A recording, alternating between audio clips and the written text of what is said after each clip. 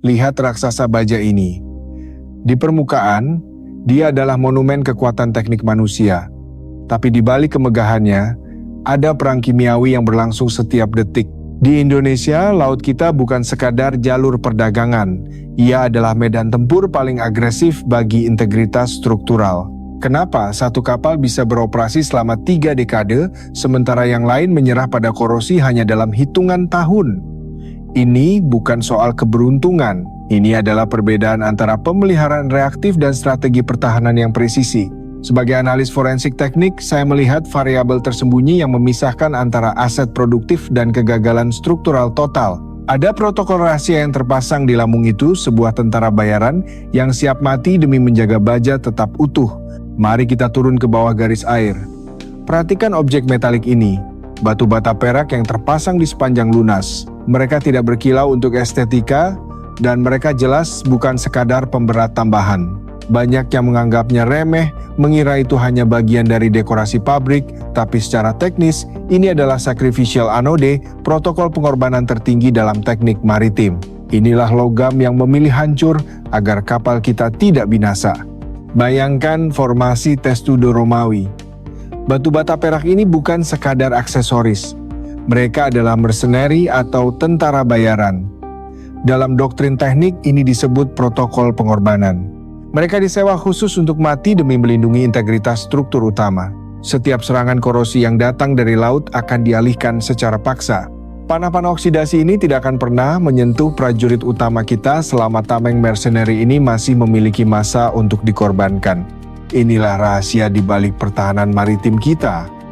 Selamat datang di analisis mendalam, rahasia, anoda, korban.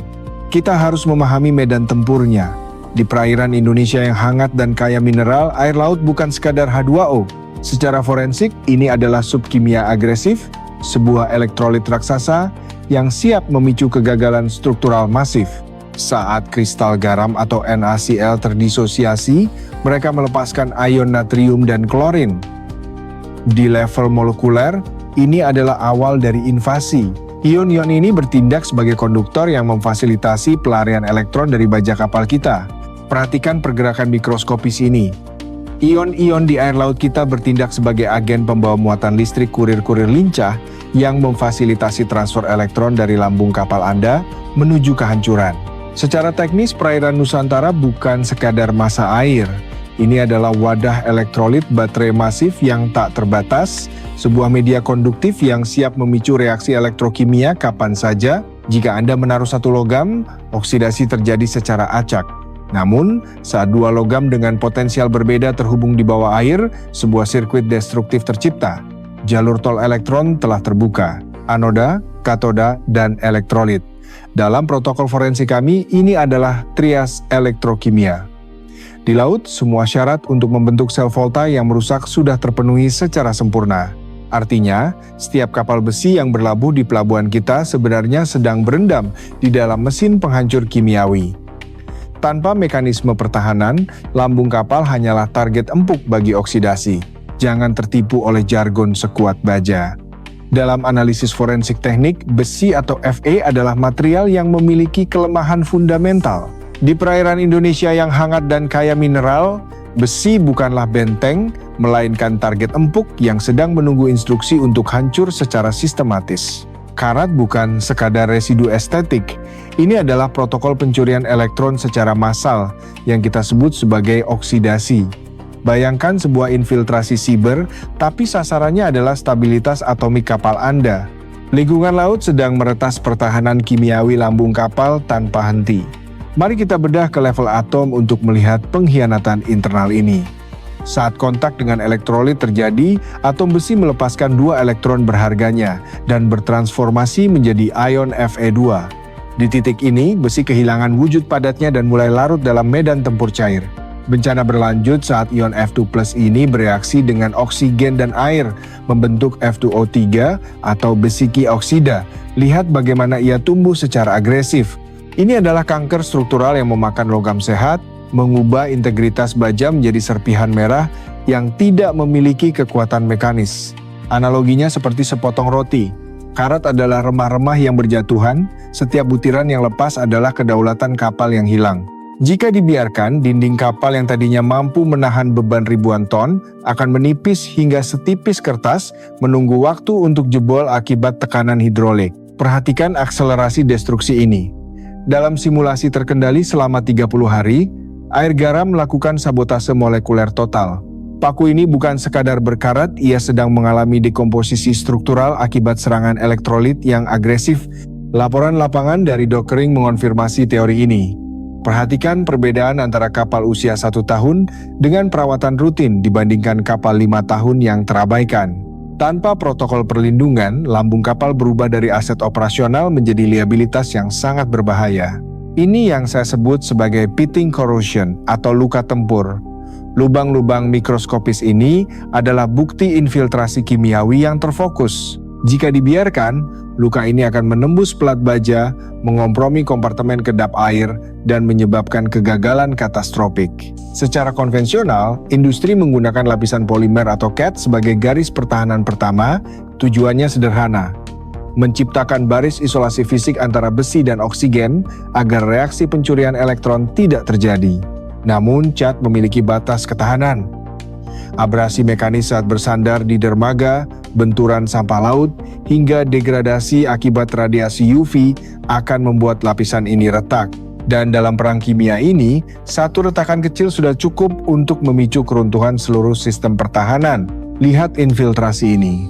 Satu goresan mikroskopis pada lapisan CAD adalah celah fatal bagi agresi elektrolit. Di titik ini, pertahanan pasif kita telah ditembus. Mengandalkan CAD saja adalah optimisme yang berbahaya dalam perang melawan oksidasi. Ketika barikade fisik gagal, kita harus mengganti doktrin. Kita beralih dari perlindungan statis menuju pertahanan aktif. Strateginya sederhana namun brutal. Kita harus memberikan target alternatif bagi korosi. Inilah protokol sacrificial anode atau anoda korban.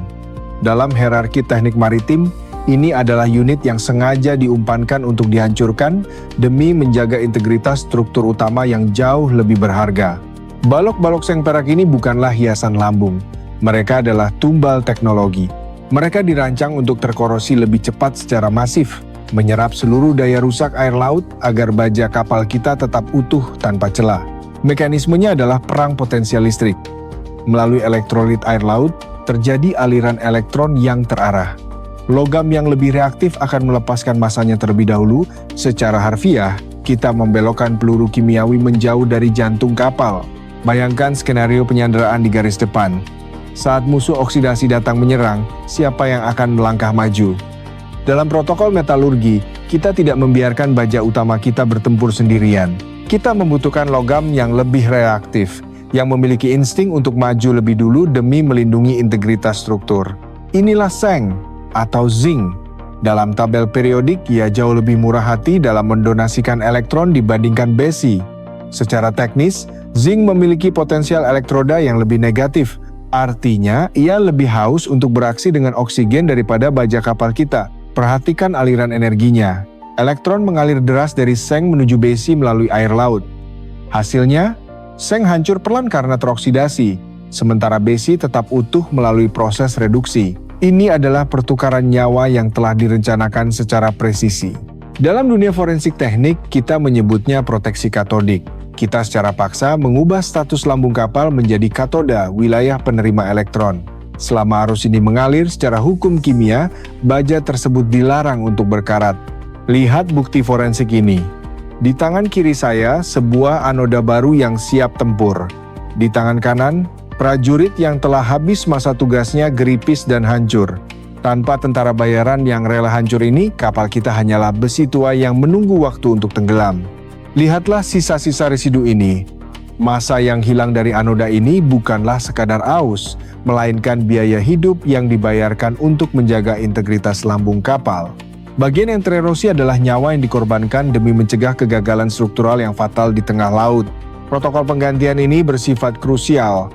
Tim penyelam teknis melakukan tactical reset, mencopot sisa-sisa tentara yang gugur dan memasang unit baru dengan presisi tinggi. Ini adalah rotasi pasukan dalam perang tanpa henti melawan elektrolisis. Dalam forensik teknik, kita mengenal ambang batas kritis. Begitu anoda kehilangan 50% massa aslinya, mekanisme pertahanan menyusut secara eksponensial. Melewati titik ini tanpa penggantian sama saja dengan membiarkan gerbang benteng terbuka bagi korosi. Mari bicara kalkulasi strategis. Harga beberapa balok seng ini tidak ada artinya dibanding biaya dry docking untuk mengganti seluruh plat lambung yang kropos. Ini bukan sekedar perawatan, ini adalah investasi logis untuk menghindari kebangkrutan operasional akibat korosi. Namun muncul pertanyaan intelijen yang menarik. Mengapa harus seng? Mengapa bukan aluminium atau timbal? Rahasianya ada pada deret volta, sebuah tatanan kasta elektrokimia yang menentukan siapa yang akan bertahan dan siapa yang harus hancur terlebih dahulu. Dalam analisis forensik kita, deret volta bukan sekadar tabel hafalan sekolah. Ini adalah hierarki militer kimiawi. Bayangkan sebuah barisan pasukan yang disusun berdasarkan temperamen mereka saat menghadapi tekanan oksidasi air laut. Di sayap kiri kita memiliki barisan donatur yang reaktif, magnesium, aluminium, dan seng. Di sayap kanan elit pasif yang kikir, emas, perak, dan tembaga. Yang kiri siap memberi, yang kanan hanya ingin menerima. Lihat magnesium di ujung kiri. Kita sebut dia si pemarah. Temperamennya sangat tidak stabil dan sangat reaktif. Dalam medan tempur korosi, dia akan meledak dan hancur terlalu cepat sebelum misi perlindungan selesai. Lalu ada emas di ujung kanan. Si bangsawan. Dia sangat stabil dan angkuh. Dia tidak akan mau bereaksi dengan air laut, tapi dia juga tidak akan sudi memberikan perlindungan apapun pada struktur kapal Anda. Inilah aturan emas 1 dalam protokol pertahanan kita. Logam di sisi kiri atau anoda akan selalu mengorbankan diri demi melindungi logam di sisi kanannya yang menjadi katoda. Strategi ini mutlak dan tidak bisa ditawar. Aturan emas kedua, dan ini krusial bagi integritas struktur. Jangan pernah menempatkan bangsawan seperti tembaga di atas prajurit besi kita. Itu bukan penguatan, itu pengkhianatan sistemik. Besi akan dipaksa menjadi donor secara paksa, hancur berkeping-keping demi menjaga tembaga tetap berkilau. Di laut lepas, kesalahan taktis ini adalah hukuman mati bagi lambung kapal. Lalu, siapa tentara bayaran terbaik untuk perairan Indonesia? Jawabannya adalah seng atau zinc. Dia memiliki profil psikologis yang pas, cukup reaktif untuk memulai protokol pengorbanan, namun memiliki durabilitas untuk bertahan dalam kampanye jangka panjang di air asin yang ganas. Zinc adalah infanteri standar dalam strategi pertahanan katodik kita. Banyak yang bertanya, kenapa tidak pakai magnesium? Di laut yang sangat konduktif, magnesium terlalu temperamental. Dia akan meledak dan habis dalam sekejap.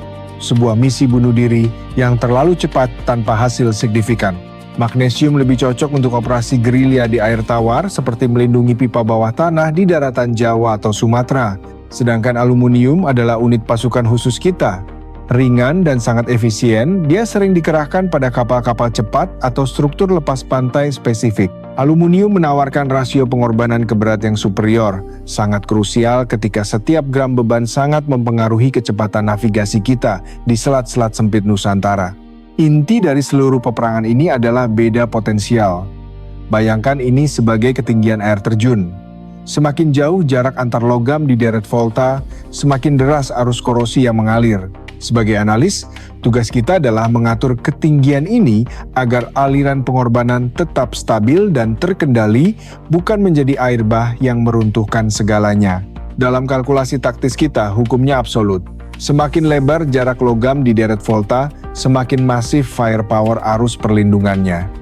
Namun, ini adalah kontrak bunuh diri. Arus yang kuat berarti sang tentara bayaran akan habis terbakar lebih cepat demi menjaga integritas baja kita. Tapi jangan salah sangka, protokol pengorbanan ini tidak hanya terbatas pada lambung kapal yang membelah samudra. Perang kimiawi ini telah mengakar jauh di bawah telapak kaki Anda, di jantung infrastruktur energi nasional. Jika kita menggunakan pandangan X-ray menembus aspal kota, Anda akan melihat ribuan kilometer pipa gas dan minyak bumi. Tanpa perlindungan, mereka hanyalah target empuk bagi korosi yang menunggu waktu untuk memicu kegagalan struktural katastrofik. Tanah tropis yang lembab adalah elektrolit yang sempurna, sama berbahayanya dengan air laut. Di sini, pipa baja menghadapi agresi oksidasi yang konstan dari mineral dan kelembaban tanah yang bertindak sebagai media penghantar arus perusak. Strategi pertahannya, kita menanam kantong-kantong pengorbanan. Magnesium dikemas dalam tas khusus, dikubur sejajar dengan pipa, dan dihubungkan melalui kabel. Ini adalah sistem dukungan hidup eksternal yang memastikan pipa kita tetap utuh meski dikepung lingkungan yang korosif. Namun, untuk pipa lintas provinsi yang membentang ribuan kilometer, tentara pasif saja tidak cukup. Kita butuh ICCP Impressed Current Cathodic Protection. Ini bukan lagi sekadar protokol pengorbanan, melainkan intervensi aktif menggunakan sumber listrik eksternal untuk memaksa aliran elektron melawan arus korosi secara ofensif. Kegagalan pada mekanisme pertahanan ini bukan sekadar masalah teknis. Itu adalah ancaman keamanan publik. Tanpa perlindungan katodik yang presisi, dinding pipa akan menipis hingga titik kritis, memicu kegagalan struktural masif ledakan gas atau kebocoran minyak yang dapat melumpuhkan ekosistem nasional kita. Medan tempur berikutnya adalah tangki penyimpanan bahan kimia raksasa. Di sini ribuan ton zat korosif disimpan di balik dinding baja yang terus-menerus diserang oleh reaksi kimia internal yang agresif. Tanpa tentara bayaran logam ini, tangki tersebut hanyalah bom waktu. Analisis forensik menunjukkan bahwa dasar tangki adalah titik terlemah. Kelembapan tanah di luar dan endapan sedimen di dalam menciptakan zona serangan korosi ganda. Itulah sebabnya noda strategis dipasang tepat di jantung risiko tertanam di dasar atau di dalam interior tangki sebagai baris pertahanan terakhir. Perhatikan blueprint teknik sipil ini. Penempatan ratusan anoda dilakukan dengan presisi matematis, bukan sekedar instalasi acak. Ini adalah kalkulasi strategis untuk memastikan setiap inci struktur baja terlindungi dalam zona payung elektron yang stabil. Jangan berasumsi bahwa medan perang kimiawi ini hanya terjadi di dermaga atau kilang minyak raksasa. Sebagai analis, saya minta Anda melakukan inspeksi mendadak. Coba cek kamar mandi Anda sekarang. Di balik casing estetis pemanas air tabung ini, tersembunyi sebuah komponen dalam cetak biru yang jarang dipahami pemilik rumah. Perhatikan batang memanjang yang menembus jantung tangki ini. Inilah anode rod atau batang magnesium. Dalam doktrin pertahanan kita, ini adalah tentara bayaran domestik.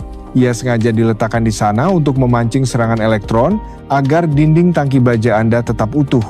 Namun, setiap protokol pengorbanan memiliki batas waktu.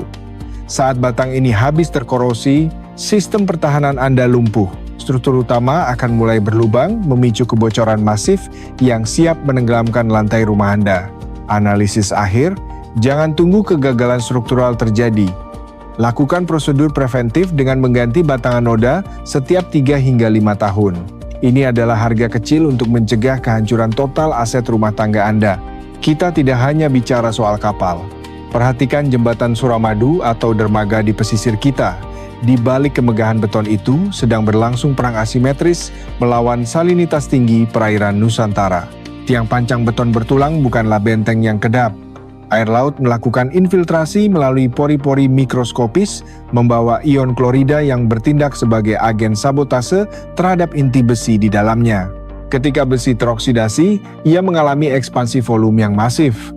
Tekanan internal ini memicu spalling beton pecah dari dalam. Struktur yang terlihat kokoh sebenarnya sedang mengalami disintegrasi sistemik. Solusi strategisnya tetap sama, protokol pengorbanan. Kita menanam anoda korban langsung pada struktur beton. Tentara bayaran ini menarik serangan kimiawi ke arah mereka sendiri, menjaga integritas rebar besi tetap utuh. Lihat hasil kerja para penyelam teknis ini. Meski tertutup kerang dan korosi, anoda ini telah menjalankan misi bunuh dirinya dengan sempurna. Tanpa pengorbanan mereka, jembatan ini hanyalah tumpukan puing yang menunggu waktu. Dari lambung kapal yang membelah Selat Sunda, pipa gas bawah tanah di Jawa, hingga pemanas air di rumah Anda, protokol pertahanannya identik. Ini bukan sekedar teknis, ini adalah standarisasi global untuk memenangkan perang melawan degradasi material. Kita telah membedah anatomi tentara bayaran ini. Namun, setelah melihat data forensiknya, kita harus mengakui bahwa keberhasilan rekayasa ini bukan tentang keabadian, melainkan tentang kontrol. Alam semesta mencintai entropi. Oksidasi adalah cara hukum termodinamika merebut kembali apa yang kita pinjam dari bumi. Kita tidak bisa menghentikan serangan kimiawi ini. Kita hanya bisa mengarahkan serangannya ke sasaran yang sudah kita tentukan. Inilah negotiated sacrifice, pengorbanan yang dinegosiasikan. Sebuah filosofi teknik di mana kita memilih untuk melepaskan bagian yang kurang berharga untuk melindungi inti dari struktur. Strategi yang memastikan infrastruktur kita tetap tegak di tengah agresi air laut. Saat kapal besar menembus badai malam ini, ingatlah, di bawah sana, dalam kegelapan yang asin, anoda-anoda itu sedang melarutkan diri dalam diam.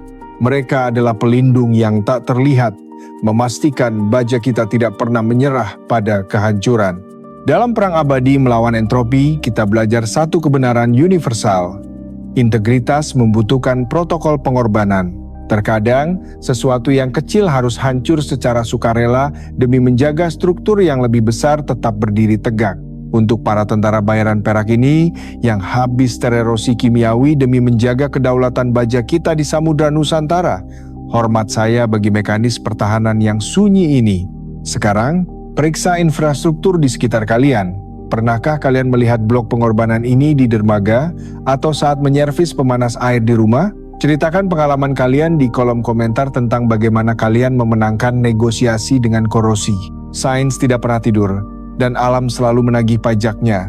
Kita hanya perlu tahu logam mana yang harus dikirim ke garis depan.